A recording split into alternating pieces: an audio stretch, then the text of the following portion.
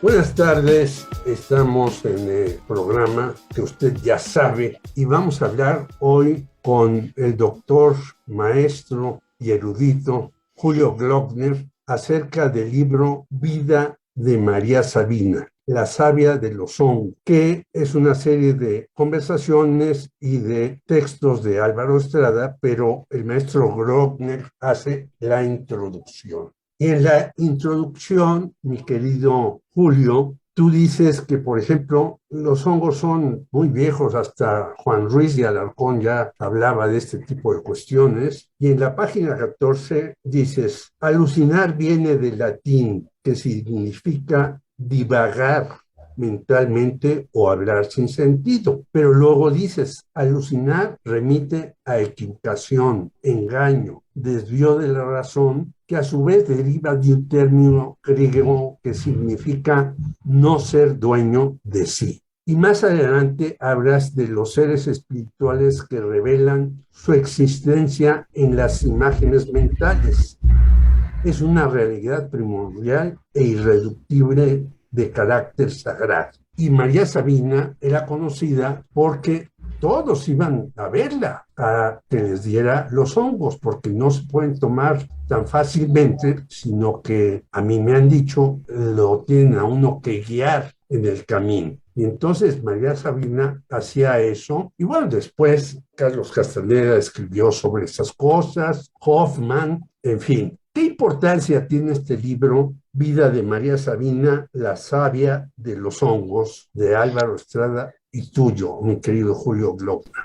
Muchas gracias, Jorge, por la invitación. Mira, es un libro realmente importante porque le da al lector la oportunidad de asomarse a la cosmovisión del mundo mazateco, del pueblo mazateco. Así es. Digamos, a la cosmovisión de los pueblos indígenas en general que utilizan plantas psicoactivas, porque digamos hay muchas semejanzas entre estos principios activos, entre la mescalina que está contenida en el peyote y que utilizan tarahumaras, huicholes, coras, tepehuanos, y la psilocibina y la psilocina que contienen los hongos, que utilizan no solamente los mazatecos, sino también nahuas, zapotecos, mixtecos, mijes, o sea, son una buena cantidad de pueblos originarios que han recurrido milenariamente, Jorge, Sí, sí, sí. a estas sustancias. En los indios en México, los tomos de Fernando Benítez, viene algunas descripciones de esto que tú señalas correctamente. Así es, sí, tiene un tomo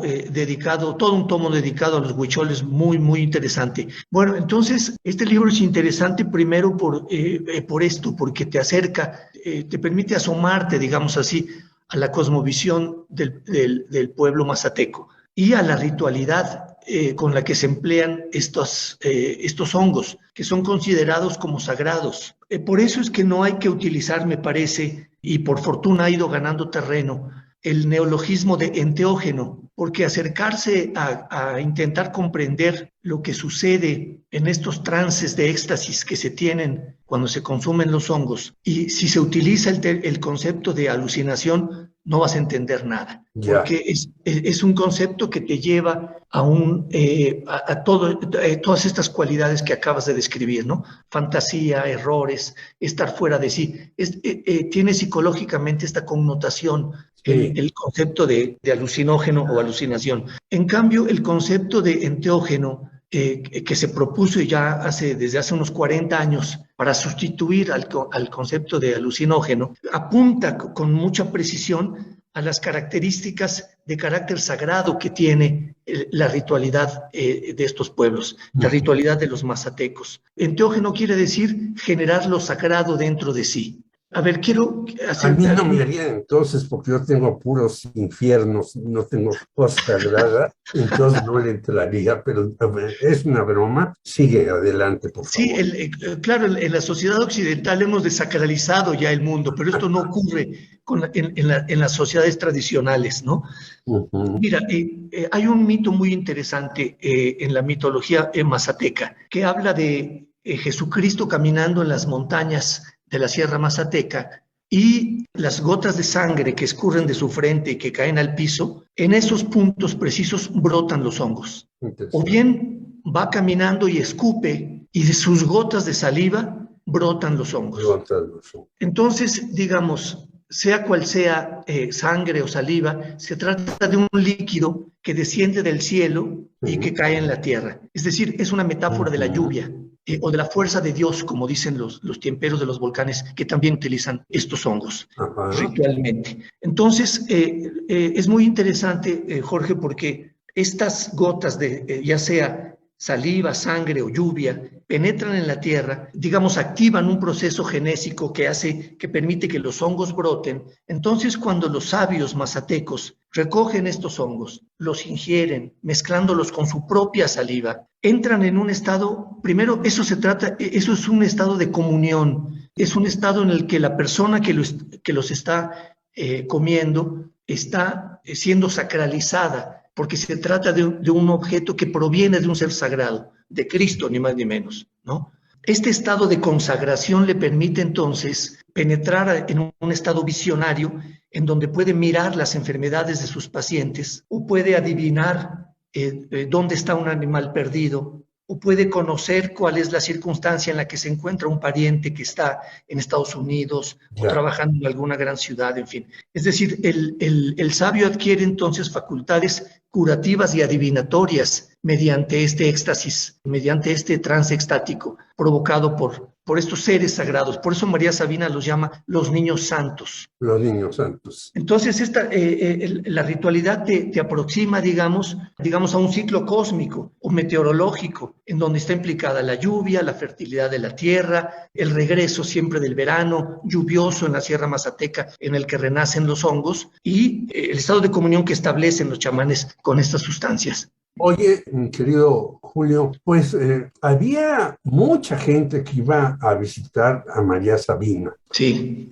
Sin embargo, si no, digamos, encarcelada, era más bien puesta como algo infernal. Y sin embargo, después de María Sabina, yo no he oído quién es un ritualista o una ritualista seguidora de sus enseñanzas. Lo primero, bueno, a mí me parece absurdo por lo que ya hablamos del señor Fernando Benítez, que conoció y que escribió sobre eso, y que la autoridad intenta prohibir toda cosa que se salga de sus parámetros, de sus círculos, de sus encierros.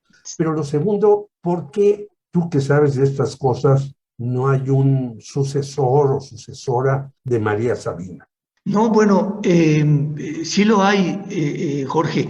Ya. Yo conocí hace unos años a su nieto, don Filogonio, que hace un trabajo semejante, y en la Sierra Mazateca hay una buena cantidad de sabios y chamanes que trabajan con toda seriedad en actos de sanación o de adivinación. Pero desde luego también a partir del boom que se inició con la publicación de tanto del libro de Fernando Benítez como de los estudios como el artículo que publicó Gordon Wasson en la revista Life, se le dio una difusión mundial. La revista Life tenía un tiraje de cientos de miles de ejemplares, si no es que millones de ejemplares alrededor del mundo, ¿no? Entonces se publicó tanto en inglés como en español, y aunque se trató de ocultar, digamos, el sitio donde Wasson había llevado a cabo sus experiencias, cambiando el nombre de la sierra, el nombre de María Sabina, etcétera, de cualquier manera, en pocos meses se descubrió este lugar y fue una meca del movimiento hippie, sin duda. Pero, digamos, esto que mencionas de demonizar el trabajo de María Sabina, pues se debe solamente a prejuicios de carácter religioso o a la ignorancia de los efectos que se tienen con estas sustancias, que de ninguna manera, o sea, fueron tratados desde luego como demoníacas durante el periodo virreinal, ¿no? Cuando tanto Sagún como Motolinía, como Hernando Ruiz de Alarcón, Jacinto de la Serna, en fin, es una buena cantidad de frailes y clérigos que claro, entendieron. Defendían como la otra religiosidad, ¿no? Sí, exacto. Pero fíjate que Fernando Benítez tuvo una experiencia muy mala. Él lo relata en su libro Los hongos alucinantes. Tuvo una experiencia muy desagradable porque fue muy insolente durante el ritual. Lo llevó su amigo Carlos Inchaustegui con la esposa de Carlos Inchaustegui, que era quien fundó el primer centro coordinador del Instituto Nacional Indigenista en México, El primer centro coordinador se fundó ahí en la Sierra Mazateca. Y Fernando Benítez conocía a Inchaustegui, fueron juntos a una ceremonia por recomendación de Gordon Wasson, fíjate, que casualmente lo conoció en la casa de Carlos Inchaustegui. Y entonces Benítez tiene, digamos, la honestidad de dar cuenta de esa experiencia tan terrible, porque llegó un momento en que María Sabina lo tuvo que sacar de la cabaña por recomendación de Inchaustegui. Fue una experiencia muy desagradable la que tuvo. Yo creo que por eso después decía, y lo repitió en varias ocasiones, que los indios de México lo habían enseñado a ser humilde. Ya, pues es interesante que Sí. a este señor diga que los indios. Oye, Julio, pero a mí me han dicho, yo no pude ir con María Sabina, que lo mejor para tomar hongos es que alguien te guíe en el viaje, y eso hacía María Sabina. ¿Es esto cierto? Sí, mira, digamos, depende de la intención con la que los comas. Sí. Si tú tienes un problema de salud o una consulta que hacerle a un chamán, Sí.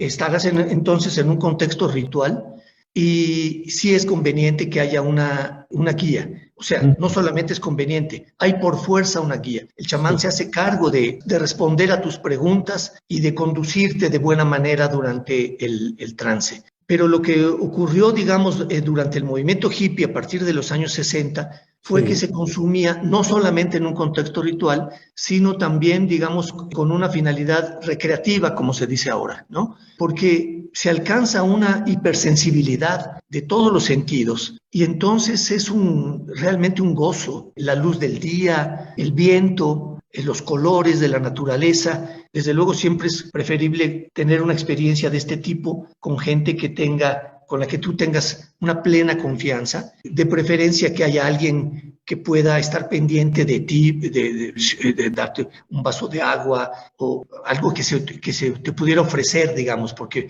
puede haber cierta incapacidad física para tener movimientos normales, digamos, ¿no? Puede afectar un poco el habla, por ejemplo, puedes no expresarte correctamente, en fin. Entonces, esto puede crear algún inconveniente y es muy importante que estés bien acompañado con gente de toda tu confianza. ¿Y qué te ha parecido a ti este libro, que lo prologaste, pero qué ventana nos abre a los mexicanos? Qué bueno que lo publicó Siglo XXI, porque luego estos temas son tabú. No toquemos la marihuana, no toquemos los hongos, no toquemos esto. Y yo creo que hay que tocar todo y saber si le gusta a uno, no le gusta, y qué alcances tiene, qué limitaciones tiene, qué prejuicios, qué problemas, perdón, qué dificultades o qué alegrías puede tener uno. Sí, exactamente, estoy de acuerdo contigo. Son temas que ya estamos ya en condiciones desde hace bastante tiempo de tratarlos en voz alta, con inteligencia, con buena información. Entonces, este libro no es que te proporcione información en términos del principio activo, que es la psilocibina, ¿no? Sí. Esta información la da, por ejemplo, Albert Hoffman en su libro sobre el LSD, en donde se refiere también a sus experiencias con la psilocibina. Aquí lo que vamos a encontrar, y es muy interesante que las nuevas generaciones se acerquen a él, decía al principio una información sobre la ritualidad de los pueblos originarios, y específicamente sobre el pueblo mazateco, porque el empleo de plantas psicoactivas viene de muy lejos. Hay en el Museo Nacional de Antropología un entierro en la sala de Tlatilco, donde